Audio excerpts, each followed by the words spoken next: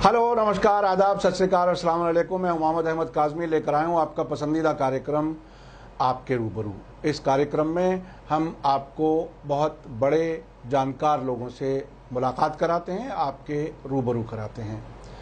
पिछले तकरीबन 6 महीने से पूरा देश बल्कि पूरी दुनिया कोरोना वायरस के एक खौफ में रह रही है और इस खौफ में सिर्फ हमारा कारोबार ही ख़त्म नहीं हुआ है, हमने नफ्सियाती तौर पर, साइकोलॉजिकल तौर पर भी बहुत कुछ खोया है। अब आम तौर पर बहुत सीरियस ज़रूरत पर ही इंसान घर से निकलता है और डरा हुआ है, एक दूसरे से इंसान डरा हुआ है। लेकिन हमने मीडिया स्टार वर्ल्ड में ऐसे डॉक्टरों के इंटरव्यू किए हैं, मुलाकातें की हैं, जो आप लोग अब तक देख चुके हैं, जिनका कहना है कि ये कोई महामारी नहीं है, ये एक आम फ्लू है और ये एक बहुत बड़ी साजिश है इंटरनेशनल लेवल पर। WHO और सरकारें और कौन कौन इसमें मुलव्विस हैं, ये एक बहुत ही ख़तरनाक सिनेरियो है। हमारे बच्चों के पूरे एकेडमिक ईयर 0 ईयर होने जा रहे हैं। सब तरफ तबाही, ऐसी तबाही कि वो शायद 10-20 साल में भी नहीं पूरी हो पाएगी। जब हम लोग कॉलेज जाते थे, अगर 15 दिन की किसी वजह से कोई नुकसान हो जाए, 10 दिन का हो जाए, ऐसा लगता था कि शायद जिंदगी रुक गई और पूरे साल पर इसका असर पड़ेगा। इस सब को जानने के लिए आज मेरे साथ खास मेहमान हैं डॉक्टर तरुण कोठारी साहब, MBBS MD। आपने इनकी एक क्लिप देखी होगी जो मीडिया स्टार वर्ल्ड से चली, कम से कम 5 करोड़ लोगों ने उसे देखा और आपने ये एक तरह से दावा किया कि कोई भी आकर के महामारी साबित कर दो कोरोना को और 1 लाख रुपए नकद ले जाओ। अभी तक कोई एक आदमी भी, ना कोई सरकार, ना कोई इंडिविजुअल नहीं आया है। डॉक्टर तरुण कोठारी साहब, वेलकम है आपका मीडिया स्टार वर्ल्ड में। आप ये बताइए कि क्या कुछ है, और मैं साथ साथ आपको बता दूं, आपने एक किताब लिखी है, कोरोना पेंडेमिक स्कैंडल। ये किताब ऑनलाइन अवेलेबल है और सारे सवालों के जवाब दिए गए हैं। आप इसको ऑनलाइन ले सकते हैं या पढ़ सकते हैं। जी कोठारी साहब, आप ये बताइए कि आखिर अभी कुछ नई चीज़ें सामने आई हैं, ऐसी कुछ रिपोर्ट्स सामने आई हैं कि कुछ सरकारों ने 2017-18 में भी इसके कुछ इक्विपमेंट्स वगैरह खरीदने शुरू कर दिए थे। इससे तो साजिश वाला एंगल जो आप कहते रहे हैं अब तक, वो साबित हो रहा है। वो आखिर क्या है, वो बताइए। देखिए, कोई बीमारी शुरू होती है, नई बीमारी अगर होती है तो डायग्नोस्टिक किट्स, इक्विपमेंट्स सब बाद में आना चाहिए। जी जी, हमारे पास प्रूफ है, मैं आज प्रूफ लेके आया हूँ। मैंने आपको एक सेट दिया है प्रूफ का भी। जी जी जी। ये प्रूफ बताता है कि 2017 में और 2018 में वर्ल्ड बैंक के माध्यम से कोविड-19 के डायग्नोस्टिक किट्स खरीदे गए। जी जी जी जी।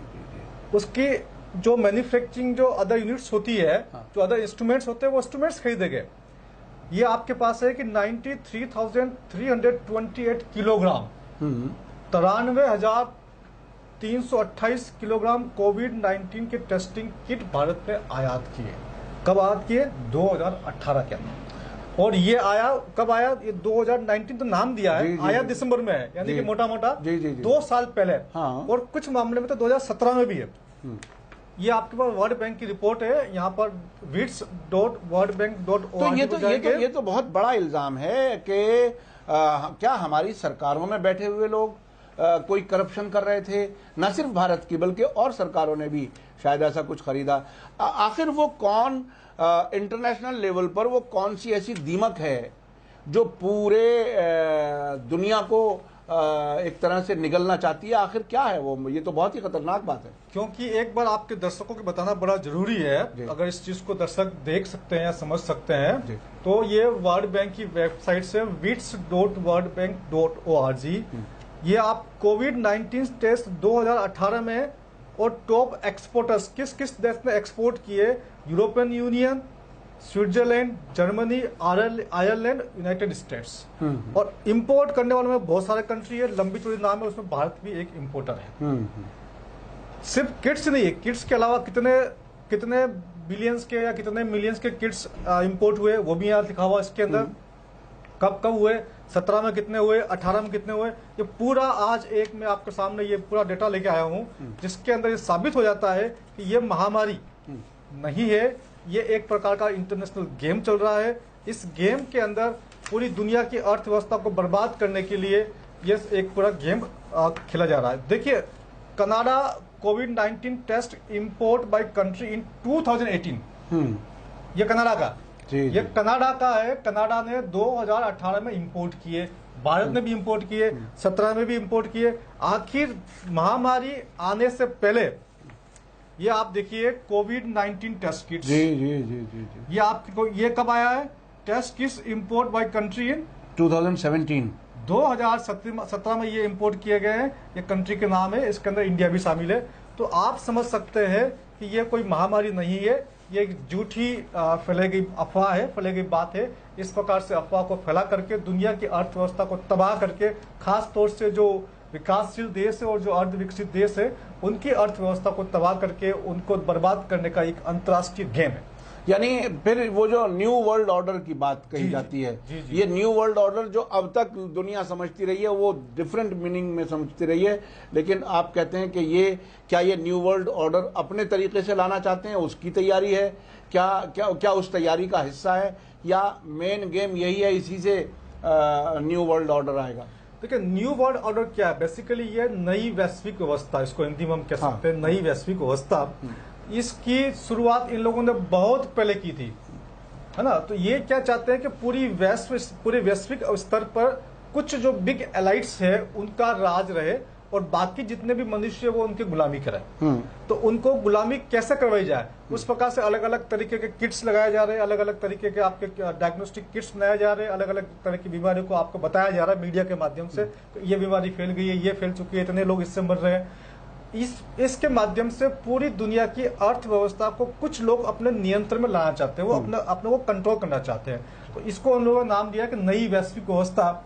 इसके अंतर्गत वो उन्हीं पॉलिटिशियंस को उठाते हैं जो उनके आंकड़ों में उनके हिसाब से फिट बैठते हैं। ये इनकी बहुत बड़ी अवधारणा है, पहले से ही 5 साल पहले 10 साल पहले उन पॉलिटिशियंस को उठाना शुरू करते हैं जिनके साथ इनकी बातचीत हो चुकी होती है, जो ये कहते हैं कि हाँ मैं न्यू वर्ल्ड ऑर्डर को लागू करूंगा, उसको ही उठा देते हैं। यानी उसी को लीडर बना करके प्राइम मिनिस्टर और प्रेसिडेंट बनाया जाता है, आप इस हद तक कह रहे हैं? बिल्कुल, ये दुनिया के कई राष्ट्रों में ऐसा हुआ है। यहाँ तक कि 2017 में भी मोदी जी ने बोला था कि भैया हमको नई वैश्विक व्यवस्था लागू करनी है, खुद उन्होंने बोला है। तो ऐसी इस स्थिति में आप देख सकते हैं कि दुनिया के बड़े बड़े राष्ट्रपति और प्रधानमंत्री भी हम लोग नहीं चुनते, हमको लगता है हम लोग चुन लिया, लेकिन वो मीडिया के माध्यम से फोर्स करके हमसे चुनवाया जाता है। हमको लगता है कि हमारा बंदा है, लेकिन वो बंदा होता है उनका बंदा होता है।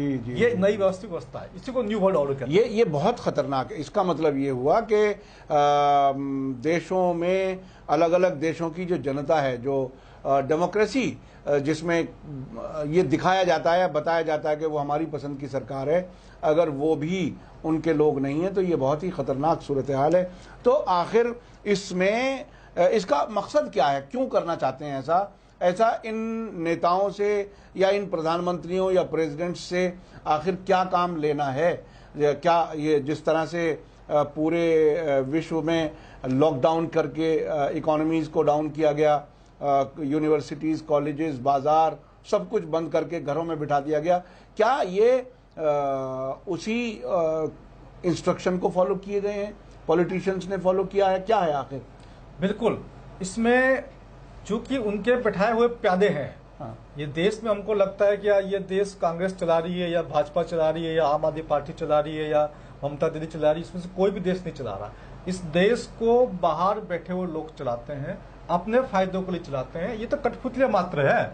आप देखिए कि इनकी अब ये इस प्रकार से जो अर्थव्यवस्था गिराई गई, उससे फायदा क्या हुआ, है ना। एक बड़ा प्रश्न आता है। अमेरिकन डॉलर जनवरी के अंदर, और जब ये लॉकडाउन शुरू हुआ था उसके करीब 15-20 दिन बाद कम से कम 10 रुपए का फर्क पड़ गया। महंगा हो गया। हाँ। यानी कि जो डॉलर 65 का था, यानी हमारी करेंसी कमजोर हो गई। जो डॉलर 65 रुपीज का था वो 75 रुपीज हो गया। जी।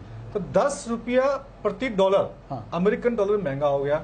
अब जितना भी डॉलर दुनिया में है उसके हिसाब से आपके 10 रुपए को आपको ज्यादा खर्च करने पड़ेंगे। बिल्कुल। अब आप ये बताइए कि भारत जब से आजाद हुआ था, एक डॉलर 1 पाउंड बराबर था, जी, 1 जी। डॉलर 1 पाउंड 1 रुपया बराबर था। जी जी जी यानी कि 10, बड़ी गंभीर बात है, 10 रुपये बढ़ने में, डॉलर की वैल्यू 10 रुपये बढ़ने में 10 वर्ष का समय लगता है, बिल्कुल बिल्कुल बिल्कुल बिल्कुल। तब जाकर के डॉलर की value लेकिन इस बार बहुत जल्दी जल्दी बढ़ गया। 2 महीने में, जी जी जी 2 महीनों में उन्होंने इतना पैसा कमा लिया जितना पैसा कमाने के लिए उनको 10 साल लगता है, सिर्फ डॉलर की रेट बढ़ा करके। एक तो ये चीज है। जी जी दूसरी आप देखिए गोल्ड, सोना, सोना भी जो 40,000 रुपीज तोला था जी, वो जी। बढ़ करके 55,000 तक पहुंच गया था, अभी जी, इसके जी। आसपास चल रहा है। जी जी जी और जब ये लॉकडाउन की व्यवस्था लागू हुई, जब ये इन लोगों ने महामारी की बात फैलाई, उसके पहले आप देख रहे हैं कि पूरे दुनिया से ये लोग सोना ले रहे थे और पूरे दुनिया में ये कह रहे थे कि भैया सोना किसी काम का नहीं है। हमारे देश की सरकारें भी कह रही थी कि जो सोना पड़ा हुआ है ना वो किसी काम का नहीं है, वो यूजलेस है, उसको आप बाहर निकालिए। तो सारा सोना बाहर निकाला गया, उन लोगों ने वो सारा सोना अपने कब्जे में कर लिया। अब जब सोना उनके पास आ गया तो उन्होंने उस सोने की रेट को बढ़ा दिया। यानी ये बात भी उन्हीं के हक में हमारे नेताओं ने कह दी, आप इस हद तक कह रहे हैं? कोई भी नेता हो, मैं किसी पार्टी की बात नहीं कर रहा हूँ, चाहे वो बीजेपी का हो, चाहे वो कांग्रेस का हो, चाहे किसी भी पार्टी का हो, चाहे सरकार मनमोहन सिंह की रही हो, चाहे सरकार मोदी जी की रही हो, ये सब कठपुतलियां हैं, इनके हाथ में कुछ नहीं है। ये वो नचाते हैं, ये नाचते हैं और देश की जनता को बताते हैं कि हम कर रहे हैं, ये हम कुछ नहीं कर रहे हैं। ये अभी एक बात छेड़ी प्रधानमंत्री जी ने, आत्मनिर्भर भारत। जी जी जी है? बिल्कुल। ये जो वर्ल्ड बैंक की साइट में लिखा हुआ है सेल्फ रिलायंस, जी जी जी क्या लिखा हुआ है? बस उसी का ट्रांसलेशन आ गया। वो हिंदी में बता दिया और हम खुश हो गए जी, पता नहीं कोई शब्दावली हाँ, नहीं, वो अभी। बिल्कुल ऐसा लगने लगा था जैसे महात्मा गांधी ने बी इंडियन बाय इंडियन का नारा लगाया था। जैसे कोई शायद वो नारा दोबारा आ हाँ, गया। जैसे कोई, चाहे जब कोई भी सरकार हो, अगर जब मनमोहन सिंह की सरकार होती थी तो उस समय जो नारे आते थे वो नारे भी यही लोग देते थे और ये अपनी भाषा में हमको बताते थे, तो हमको लगता था कि यार ये तो हमारी सरकार है, जी जी जी ये हमारी कुछ नहीं है। ये इस देश के नागरिकों को समझने की आवश्यकता है, ये सिर्फ और सिर्फ कठपुतलियां हैं। अच्छा, हम वापस आते हैं इस पे कोरोना वायरस पर। जी, जी। इसमें आपके नज़र में जो कुछ भी हुआ ये सब धोखा था, लेकिन इतने लोग मर रहे हैं और उनकी रिपोर्टिंग हो रही है। लोग आमतौर पर यही सवाल करते हैं, इतने लोग मर रहे हैं, हालांकि बहुत से डॉक्टर्स, आपके कुछ और साथी ये कहते हैं कि हर साल मरते थे। तो बहरहाल आप इसे कैसे देखते हैं? तो अब हर दिन, अब भी फिर से आंकड़े आ रहे हैं, हर दिन 80,000 बढ़ रहे हैं, लाख बढ़ रहे हैं, 1.5 लाख बढ़ रहे हैं। एक ज़माना था 5-4 भी बढ़ते थे तो एक बड़ी तकलीफ होती थी, अब ये बात लाखों में हो गई है। अब तो क्या है अब आप इसको कैसे देखते हैं? आप मुझे भारत सरकार से आंकड़े मांगिए कि जनवरी से लेकर अगस्त तक, जनवरी से लेकर अगस्त तक कुल कितने लोग मरे सब बीमारी से मिलाकर के हिंदुस्तान में, और पिछले साल कितने लोग मरे, और उसके पिछले साल कितने लोग मरे, 16, 17, 18, 19, 20, ये आप मुझे 8 महीने के आंकड़े दे दीजिए। एक भी आदमी की मौत एक्स्ट्रा हो गई हो तो हम मान लेंगे। ये बहुत बड़ी बात है। देखिए, जिस तरह से अखबारों में हर दिन एक एक दिन गिनती गिनवाई गई, हालांकि अब तो गिनती गिनने वाले और गिनती पढ़ने वाले सब बोर हो चुके हैं, वो अब उस गिनती पर नजर भी नहीं रखना चाहते। लेकिन ये बात बहुत बड़ी है कि आप कह रहे हैं कि जो हर साल जितने लोग मरते थे उससे कोई ज्यादा लोग नहीं मरे हैं। अगर आप कहते हैं कि महामारी आ गई है तो जितने लोग हर साल मरते हैं उससे 10%, 20% तो एक्स्ट्रा मरने चाहिए ना। वो महामारी की एक डेफिनेशन थी, मुझे याद आता है। आप 10% तो एक्स्ट्रा मानोगे ना। मैं तो कह रहा हूँ एक भी आदमी एक्स्ट्रा मरा हो तो मुझे बता दीजिए, हम मान जाएंगे। जी जी जी जी जी जी। अच्छा, आपका जो वो 1 लाख रुपए देने का दावा था, ऐलान था, घोषणा थी कि कोई भी आए और इसको महामारी साबित कर दे और मैं 1 लाख रुपए नकद देना चाहता हूं, ये ऐलान किए हुए मैं समझता हूं तकरीबन 2 महीने हो गए होंगे। जी। तो क्या इस पे कहीं कोई जवाब आया? मुझे याद है कि हमारी पहले जो प्रेस कॉन्फ्रेंस की आपकी क्लिप थी वो तकरीबन 5 करोड़ से ज़्यादा लोग देख चुके, और ये इतने ज़्यादा लोगों के देखने का मतलब ये है कि आपकी बात लोगों को अपील कर रही है। इसके बाद भी, इतने लोगों के देखने के बाद भी आपके पास कोई आया दावा करने के लिए 1 लाख रुपया लेने के लिए? क्या हुआ? देखिए, मैं इस योजना को, इस स्कीम को और बढ़ा रहा हूं, है ना। मैंने पहले कहा था कि कोई भी इसको महामारी साबित करेगा तो मैं 1 लाख रुपए इनाम दूंगा। आज मैं आपके सामने कह रहा हूं कि कोई इसको महामारी साबित करेगा तो मैं 2 लाख रुपए इनाम दूंगा। जी जी जी। आखिर आपके पास फंड कहाँ से है? ये क्या है? ये आप अपना पर्सनल देंगे या कोई कुछ किया है आपने? मुझे काफी लोगों ने बोला है हाँ। कि कोई अगर ये साबित कर देगा तो 10,000 रुपये मेरी ओर से, अच्छा। 5,000 मेरी ओर से, अच्छा अच्छा 15,000 मेरी ओर से, हाँ। तो थोड़ा थोड़ा उनसे भी कंट्रीब्यूशन करेंगे। सही। तो मेरे साथी लोग तैयार है कि हम देने को तैयार है थोड़ा थोड़ा। मतलब आप इसकी राशि को बढ़ाइए। मतलब जिस तरह से आप अपना विश्वास इतना मजबूत है, इसी तरह से विश्वास करने वाले और लोग हैं। आप ये है, वो कंट्रीब्यूट करने को तैयार है कि हम देने को तैयार है, आप इस राशि को बढ़ाइए। तो उन सबको देखते हुए मैं राशि को बढ़ा रहा हूँ। हाँ। और 1 लाख की जगह 2 लाख कर रहा हूँ। हाँ। कोई आए तो सही, साबित तो करे कि ये महामारी है। हाँ, तो वो साबित किस तरह से करे, क्या चीज आपको समझाए, क्या बताए? वो तो अखबारों की कटिंग ला के रख देगा। आपको आप कहाँ से कैसे मुतमईन होंगे? हाँ, साबित कैसे करें? हाँ। आपका एक टेस्ट लिया हुआ है, आपका टेस्ट पॉजिटिव आया। हाँ। मैं चाहता हूं कि आपका 3 दिन में 10 बार टेस्ट हो। ठीक है। अगर आप मरीज है तो 10 बार पॉजिटिव आएगा। सही है। और नहीं है तो नहीं आएगा। हाँ, सही है। ठीक है ना जी। लेकिन अगर आपका कभी पॉजिटिव, कभी नेगेटिव, कभी पॉजिटिव, कभी नेगेटिव आएंगे तो आपको मरीज मानेंगे नहीं मानेंगे? जी जी जी जी जी। नंबर 1। हाँ। नंबर 2, आप आम पे टेस्ट करें, हाँ। पपीते पे टेस्ट करें, अंगूर पे टेस्ट करें, अनानास पे टेस्ट करें, हाँ। पॉजिटिव नहीं आना चाहिए ना। हाँ। और वहां भी आ गया तो हाँ। हम टेस्ट को क्या मानेंगे? सही मानेंगे, गलत मानेंगे? हाँ। नंबर 2। नंबर 3, हाँ। आप बकरी पे करें, हाँ। आप गाय पे करें, घोड़े पे करें, हाँ। गधे का सैंपल ले उन पे करें, हाँ। वहां तो पॉजिटिव नहीं आना चाहिए हाँ। ना। वहां तो किसी को कोरोना नहीं रहा, कोई मर्ज नहीं रहा ना। हाँ। जो मृत्यु बता रहे हैं अखबार वाले, वो तो इंसानों की बता रहे सही। हैं, किसी जानवर की तो बता नहीं रहे। तो जी, इसका जी, मतलब जी। किसी जानवर को कोरोना नहीं है। सही। तो फिर वहां से कैसे पॉजिटिव आ जाएगा? तो ये आप पहले वहां टेस्ट करके देखिए। सिर्फ आपको 25-50 टेस्ट करने हैं। उस टेस्ट से मालूम चल जाएगा कि कितना बड़ा फर्जीवाड़ा चल रहा है। इसकी मैं कहानी बताता हूँ। हाँ। Chief justice of Rajasthan, by chance जो बात हमने कही उसकी वजह से या उनके मन में आया, हाँ। उनका 3 दिन में 10 बार टेस्ट हुआ। अच्छा। 3 दिन में 6 बार टेस्ट हुआ। हाँ। 3 दिन में 6 बार टेस्ट जी। हुआ। 2 बार पॉजिटिव आया, 4 बार नेगेटिव आया। हाँ। तो उसको क्या मानोगे? पेशेंट है या नहीं है? जी जी। कोरोना है या नहीं है?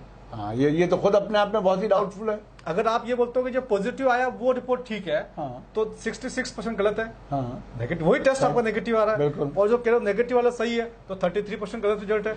तो मैं तो शुरू से बोल रहा हूँ कि 2% से लेकर 40% तो गलत है ही है। क्या वो अलग अलग जगह कराया गया या एक ही जगह कराया गया, एक ही मशीन से कराया गया? आप कहीं भी कराओ, अलग जगह कराओ, एक जगह कराओ, इसके रिजल्ट में वेरिएशन आएगा। ये बाई चांस है। हाँ। हाँ। ये बाई चांस है। मैं आपसे बोलूंगा भैया कि मैं एक टेस्ट, नया टेस्ट अभी बैठे बैठे मेरे विचार आया एक नया टेस्ट का, हाँ। है ना। मैं भैया आपकी जेब चेक करूंगा, भैया सिक्के निकालो, 5 का सिक्का आया जी, आप कोरोना पॉजिटिव हो। हाँ। 5 का सिक्का नहीं आया, कोरोना नेगेटिव हो। हाँ। थोड़ी देर बाद फिर आपकी जेब में दिखाया 5 रुपये आ गया, तो कल तक नेगेटिव थे, आज पॉजिटिव हो गया। हाँ। ये बाई चांस है। हाँ। ये टोटल जो है टेस्ट वेस्ट कुछ नहीं है, ये by chance positive, by chance negative की बात है। वो पॉजिटिव आ तो ये गया तो सिक्का उछालने वाली जैसी बात हो गई। उछालने वाली बात है कि वो क्या आया, टेल आया, क्या आया। बस। तो ये बहरहाल बहुत खतरनाक बात है। देखिए, लोग एक दूसरे से डर रहे हैं, और अगर किसी का पॉजिटिव आ जाए तो उससे तो ऐसे डरते हैं जैसे बहुत बड़ी बीमारी आ गई और हम उसके आसपास भी ना जाएं। और डॉक्टर बगैर टेस्ट किए मरने वाले को लिख देता है ये कोरोना डेथ है, तो उसका नॉर्मल लास्ट राइट्स भी नहीं हो पाता। जिस तरह से, मतलब ये सबसे इमोशनल वक्त होता है। बच्चों को बाप की डेड बॉडी से आप अलग कर दीजिए और ये कह दीजिए कि आपका कोई ताल्लुक नहीं, हम ले जा करके उसका अंतिम संस्कार कर देंगे। तो ये कितनी खतरनाक और कितनी इमोशनल नुकसान की बात है।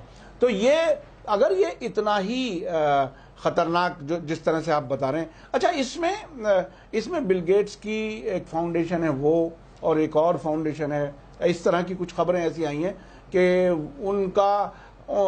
उनकी कुछ अलग ही चाहत है। क्या आखिर क्या है वो, उससे आप मतलब क्या कुछ आपने इंफॉर्मेशन क्या है आपको इसके बारे में? देखिए, बिल गेट्स और मैंने कहा दुनिया के कुछ बिग एलाइट्स हैं। बिल गेट्स भी उसी ग्रुप का हिस्सा है।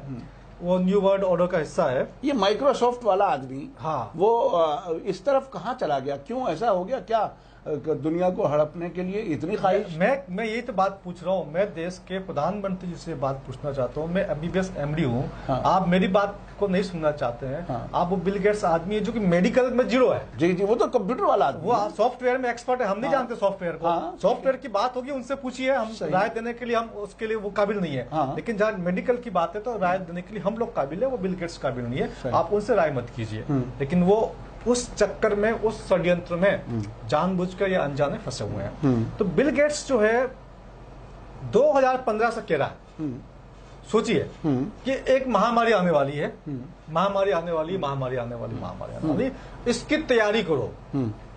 क्या तैयारी करो? वैक्सीन की तैयारी करो, किट्स की तैयारी करो, डायग्नोस्टिक बनाओ। महामारी आने वाली है और उसकी ट्रीटमेंट की, वैक्सीन की तैयारी करो। ये तो क्या बात है? आप, मैं डॉक्टर हूँ, मैं नहीं बता सकता। आप एक मीडिया वाले इतना आपको ये कैसे पता चल सकता है? कैसे बताएंगे कि महामारी आने वाली है? जी जी जी 15 से कह रहा है। और इस महामारी से कुछ दिन पहले आपके अमेरिका में, न्यूयॉर्क में एक कॉन्फ्रेंस होती है। बिल गेट्स उस कॉन्फ्रेंस को लीड करता है। उसको 3 होता है, वर्ल्ड इकोनॉमिक फोरम, और बिल गेट्स का जो फाउंडेशन है, bill and Melinda Gates foundation, और एक संस्था और थी उसके अंदर। वो 3 संस्था ने मिलकर के उसको होस्टिंग किया था। और ये बात है 18 अक्टूबर 2019 की। 18 अक्टूबर 2019 तक कोई केस नहीं था कोरोना। ठीक है, आपको सब तारीख याद होगी। जी जी जी। उसमें वो बकायदा बताते हैं कि अगली जो दुनिया का डिस्ट्रक्शन है वो इससे नहीं होगा, इससे होगा। 2 पिक्चर है। अगला डिस्ट्रक्शन, दुनिया का नुकसान इससे नहीं होगा, इससे होगा। वो जो दिखाया इससे नहीं होगा, वो तो था एटम बम, यानी कि अगला नुकसान एटम बम से नहीं होगा। और ये जो दिखाया वो था कोरोना वायरस। कोरोना वायरस की वो इमेज जो आज तक अखबारों में छप रही है। मतलब अगला दुनिया का नुकसान इससे नहीं होगा। अच्छा, देखा किसी ने नहीं है कोरोना को आज तक? एक इमेज बना दी गई। आप पहला केस ही बाद में आया है। जब पहला केस बाद में आया तो पहले कैसे बता दोगे कि इससे नुकसान होने वाला है? जी जी जी। ये तो अपने आप में इतना बड़ा सबूत है। बिल्कुल तो बिल्कुल। बिल गेट्स की इसके अंदर पूरी संलिप्तता है। बिल गेट्स ही वैक्सीन चला रहा है, तो उसका भी अपना इन्वेस्टमेंट होगा उसका। और साथ में जितना भी आप डिजिटल कर रहे हैं, फायदा किसको होगा? जी जी जी, जाहिर है। वो जितना डिजिटल करेंगे आप जितना बच्चों को डिजिटल पढ़ाएंगे, जितने आप बच्चों को पढ़ाएंगे, तो आप कंप्यूटर चाहिए, लैपटॉप चाहिए, मोबाइल से कितना पड़ेगा, फिर आपको माइक्रोसॉफ्ट का सॉफ्टवेयर चाहिए। जितना कुछ करेंगे डिजिटल, उसका फायदा उसको, जिन लोगों को होना है, उन लोगों ने प्लानिंग, ऑनलाइन खरीदने वाला भी, और सब कुछ ऑनलाइन क्लासेज, ऑनलाइन सब यूट्यूब, ये जितने भी जो है जिनको फायदा होने वाला है, उन लोगों ने मिल करके ये इतना बड़ा गेम रचा। अच्छा, अब जो ये वैक्सीन का मामला चल रहा है, वैक्सीन में रशिया ने सबसे पहले क्लेम कर दिया कि हमारी वैक्सीन जो है वो कामयाब है। कई टेस्ट हो चुके हैं, ह्यूमन टेस्ट, और यूनाइटेड नेशन, उसके WHO की तरफ से कहा गया है कि नहीं, ये अगले साल मिड 21 तक आ पाएगा, अभी वैक्सीन नहीं आ पाएगा, ये सब धोखा है। तो क्या है ये वैक्सीन में मेरी वैक्सीन तेरी वैक्सीन, ये बहस, ये जिद, ये झमेला क्या है, और इस वैक्सीन की कहानी क्या है? क्योंकि आप डॉक्टर हैं, वैक्सीन में क्या होता है आखिर? वैक्सीन ऐसी क्या चीज़ होती है जिससे क्या वाकई कोई बीमारी नहीं आती, उसकी कोई गारंटी होती है? हम अक्सर देखते हैं बचपन में लोगों को, बच्चों को बहुत सी वैक्सीन लगाई जाती हैं, इतने महीने के बाद हो जाए तो इतना, ये वो चेचक और किस की, हमारे बचपन में तो बाकायदा लगा करता था, बड़ा निशान हो जाता था बच्चों के। तो अब जो ये इस वैक्सीन का जिक्र है, इस पे क्या कुछ हो रहा है? ये खुद अपने आप में बिल्कुल हेड्स ऑफ स्टेट्स आमने सामने एक तरह से लड़ रहे हैं इस इशू पर। ये क्या है? इस पे स्टेक बहुत बड़ा है, और आखिर कमाई कितनी है और धंधा कितने का है, ये समझने। देखिए, वैक्सीन जब रूस लेके आया तो इन लोगों ने मना कर दिया कि आपकी वैक्सीन जो हम एक्सेप्ट नहीं करते हैं। इसके बाद में अफ्रीका में 1-2 देश है, उन लोगों ने दवाई बनाई जो लोकल उनकी मेडिसिन होती है, हर्ब्स होती है, कि भैया ये लोकल मेडिसिन ये लीजिए, इससे आराम हो जाएगा। उन्होंने मना कर दिया। भारत के अंदर आयुर्वेद को, होम्योपैथ को बिल्कुल ही बंद कर दिया। सरकार ने बंद कर दिया कि आप इलाज कर नहीं सकते। ये गेम कितना बड़ा है, ये मैं एक वर्ल्ड बैंक की आपको रिपोर्ट दिखा रहा हूँ। ये वर्ल्ड बैंक की रिपोर्ट है, अगर इसमें आपको दिख सके तो ये 31 मार्च 2025 लिखा हुआ है। आप देखिए इसके अंदर क्या डेट लिखी हुई है। जी जी जी, 31 मार्च 2025। उसके ऊपर क्या लिखा हुआ है? Expected program closing date. यहाँ पर क्या लिखा हुआ है? जी जी, फाइनेंसिंग इंस्ट्रूमेंट, कोविड-19 strategic preparedness and response program. ये रिपोर्ट, हाँ, ऑथेंटिक एविडेंस मेरे पास। जी जी जी। ये रिपोर्ट क्या कह रहा है? एक्सपेक्टेड डेट ऑफ हाँ। क्लोजिंग हाँ, आवर प्रिपेयर्डनेस इज 31 मार्च 2025। यानी इसको 2025 तक इन्हें खींचना है किसी भी तरह से। आप समझिए ना, हाँ। ये तो 2025 तक आप नहीं जागे तो पूरा डिकेड जाएगा, पूरा 10 साल लगेगा, और नहीं जागे तो चलता रहेगा, क्योंकि ये पूरी का आपके जितना पैसा आप लोगों ने 10 साल 20 साल 25 साल में बचाया है, जो भी पूंजी विकासशील देशों के पास है थोड़ी बहुत, उस सारी पूंजी को खींचने का, अपनी तरफ ले जाने का बड़ा गेम है। 2025 का तो मैंने आपको एविडेंस दे दिया, लेकिन ये 10 साल तक चलेगा, ऐसा भी एविडेंस है। इससे बड़ा एविडेंस क्या चाहिए? तो इसमें तो सब फिर तो कोई नहीं बचेगा। जो आज थोड़ा बहुत पेट भर के खा भी रहे हैं वो भी नहीं खा पाएंगे, क्योंकि अभी इस वक्त बेरोजगारी ऐसी है कि लरस जाता है आदमी। वो तस्वीरें हमें याद हैं कि मरे हुए कुत्ते को कोई खा रहा था, उसकी तस्वीर सामने आई थी। और जो गरीब बेरोजगार हुआ है, उसके पास जो पैदल चल के गया था गांव, अब वो गांव से वापस शहर आना चाहता है, क्योंकि गांव में भी उसके पास कुछ खाने के लिए नहीं है। और जाहिर है अगर गांव में खाने के लिए होता तो वो पहली बार ही क्यों निकल के आता। तो अब अगर ये 2025 तक बात जानी है उनके प्लान के तहत, क्योंकि जब उन्हें मजा आने लगा कि 25 पे भी खत्म नहीं करेंगे, मैं आपसे वही कह रहा हूं, फिर ये से और बढ़ाएंगे। नहीं साहब, अभी तो बहुत अभी गुंजाइश है, अभी बड़ी कमी है, और अभी आप बिल्कुल बीमार हो सकते हैं, घर से बाहर ना निकले। और वो जो हम अक्सर मोबाइल पे टोन सुनते हैं, थोड़ी भी बेहतियाती भारी पड़ सकती है। ये जो भारी पड़ सकती है वाली बात अपने हमारे आपके दिमागों में डाली जा रही है। इससे ज्यादा क्या भारी पड़ेगी कि लोग भूख से मर रहे हैं। तो इसका तो ये बहुत ही खतरनाक। अच्छा, ये तो एक पहलू है। वैक्सीन में होता क्या क्या है वो जरा बता दीजिए। हाँ, वैक्सीन में क्या होता है, इस चीज को आपको समझना पड़ेगा। वैक्सीन में 20-25 से अधिक इंग्रेडिएंट्स होते हैं, लेकिन कानून ऐसा बना रखा है इन लोगों ने कि इंग्रेडिएंट्स बताने की आवश्यकता नहीं है। अच्छा, हालांकि बाय रूल अच्छा, रूल ऐसा बना दिया। अमेरिका में भी है, भारत में भी है। ये तो बिल्कुल पीएम केयर्स वाला मामला हो गया कि कोई हिसाब नहीं पूछ सकता। हाँ, कोई हिसाब नहीं पूछ सकता कि इसमें क्या है। ये तो खतरनाक है। आपको इंग्रेडिएंट्स तो जानना हक होता है, कस्टमर का हक होता है कि मैं क्या चीज खरीद रहा हूँ। तो पूरी जानकारी तो होती नहीं है हम लोगों को भी। थोड़ा थोड़ा जो हमारे पास सूचना मिलती है कि ये चीजें, वो मैं बता रहा हूँ। जी, है ना। एक इसमें होता है एल्यूमिनियम। और एल्यूमिनियम इतना खतरनाक होता है कि आपका बॉडी को, नर्वस सिस्टम को पूरा डैमेज कर लेता है, याददाश्त को खत्म कर देता है, डिमेंशिया करता है, एल्जीमर्स डिजीज होती है। अच्छा। एल्जीमर्स डिजीज होने के बाद व्यक्ति इनकैपेबल हो जाता है, यानी कि आप खुद कुछ काम नहीं कर सकते। आपको हमेशा कोई न कोई बंदा चाहिए जो आपको कोई ना कोई मदद करे। है ना। तो ये होता है एल्यूमिनियम का साइड इफेक्ट। दूसरा इसमें होता है मरकरी। आप देख रहे हैं बीच में मरकरी के बल्ब आए थे। भारत में भी आए थे। जी। अमेरिका में पहले आए थे। अमेरिका में बंद कर दिए, उनको बैन लगाना पड़ा। इतना टॉक्सिक है अमेरिका। मरकरी के बल्ब को बैन करना पड़ा, इतना मरकरी टॉक्सिक है। वो मरकरी का टॉक्सिसिटी उस छोटे से उसके अंदर है, आपके वैक्सीन के अंदर है। जी। बच्चे के अंदर लगाई जाएगी, बॉडी के अंदर, सोचिए, है ना। उसके बाद में ये हुआ, केमिकल्स की बात करेंगे, एंटीबायोटिक्स भी होती है। इसके अलावा इसको जब बनाते हैं तो बनाने का प्रोसीजर क्या होता है कि human fetal cell lines use होती है, यानी कि मानव का भ्रूण, उसको निकाल करके उसके सेल के स्ट्रक्चर को निकाल कर उसका उसमें इस्तेमाल होता है वैक्सीन बनाने की प्रक्रिया के अंदर। नंबर एक। कुछ वैक्सीन तो क्या ये लिविंग इंसान से निकालते हैं या डेड बॉडी से निकालते हैं? क्या डेड बॉडी से कैसे निकलेगा? नहीं निकल सकता है डेड बॉडी से। हाँ, जाहिर। किसी लिविंग इंसान का फीटस को मारेंगे, फिर उसको बाहर निकालेंगे। सही है ना। तो उसी प्रकार से होता है। गाय की चर्बी का इस्तेमाल होता है, गाय की तेल का इस्तेमाल होता है, गाय के बच्चे का भ्रूण का इस्तेमाल होता है, गाय की हड्डी का इस्तेमाल होता है। इसके अलावा मछली के तेल का इस्तेमाल होता है, सुअर के तेल का इस्तेमाल होता है, सुअर की हड्डी, सुअर की मांस, घोड़ा, बंदर, जितने भी जानवर है उनके भ्रूण, उनके मांस, तेल का इस्तेमाल करके ही ये चीजें बनाई जाती है। तो उस दृष्टिकोण से देखिए, अगर कुछ लोग तो वेजिटेरियन होते हैं तो वैसे वो बिल्कुल पसंद नहीं। वैसे भी देखिए, नहीं, इसमें मैं इसको सभी धर्मों के खास तौर पे हिंदुस्तान में, चूंकि हिंदू मुसलमान ये मेजर धर्म हैं, और इन दोनों जगह गाय जो है वो हिंदुओं की नज़र में जाहिर है वो, और सुअर मुसलमानों की नज़र में। ये मतलब जो आपकी मजहबी धारणाएं हैं, अकीदा है जो आपका, उसको भी चोट पहुंचाने का इंतज़ाम है।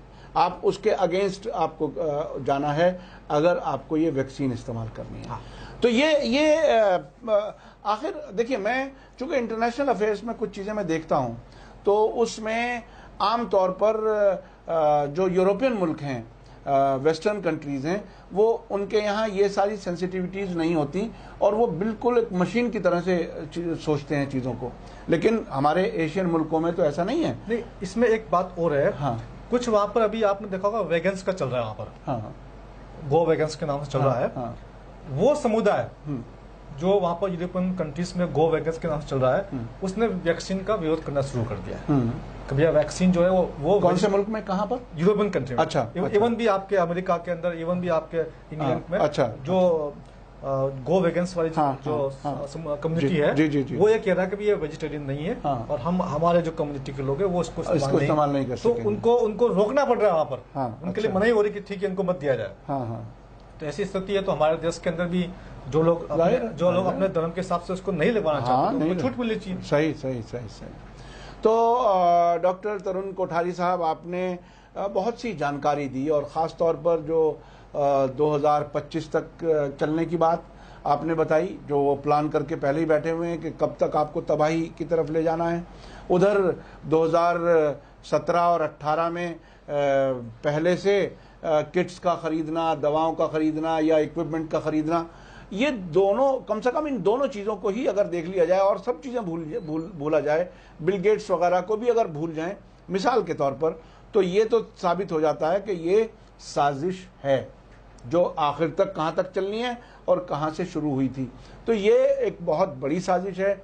हम मीडिया स्टार वर्ल्ड की तरफ से हमने कई बार आपको जानकार लोगों से मिलवाया। डॉक्टर विश्वरूप रॉय चौधरी साहब को हमने आपको मिलाया है, डॉक्टर कोठारी साहब को भी अब से पहले भी आपको मिलवाया था। तो ये देखिए, हमारी कोशिश ये होती है और होनी चाहिए हमारी सभी की, मैं सिर्फ मीडिया स्टार की बात नहीं कर रहा, इंसानों की खिदमत करना, इंसानों को बड़ी परेशानी से बचाना, समाज के लिए पॉजिटिव कुछ बातें लोगों तक पहुंचाना और जो लोगों के अंदर डर बिठा दिया गया है उस डर से बाहर निकालना, मैं समझता हूं ये बहुत ही अहम काम है।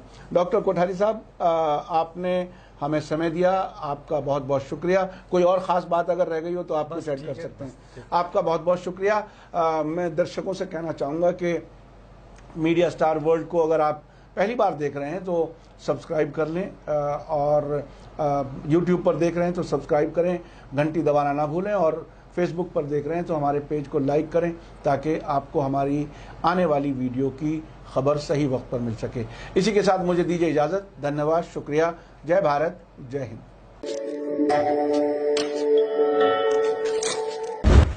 मीडिया स्टार वर्ल्ड के और वीडियो देखने के लिए हमारे चैनल को सब्सक्राइब करें और सीधे नोटिफिकेशन पाने के लिए बेल आइकन दबाएं। और अगर हमारी खबर सच्ची और अच्छी लगे तो अपने व्हाट्सएप, इंस्टाग्राम, फेसबुक और ट्विटर अकाउंट पर जरूर शेयर करें।